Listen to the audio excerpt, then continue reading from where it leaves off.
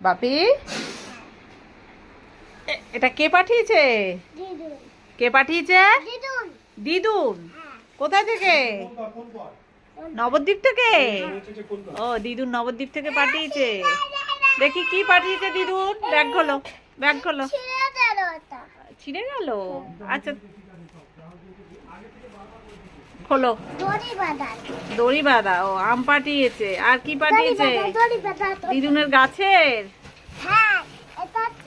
ও বাবা, দেখো এইটা কি পাঠিয়েছে দিদুন। এটা ধরো ধরো ধরো ধরো ধরো। এটা কি বলো তো, বলো।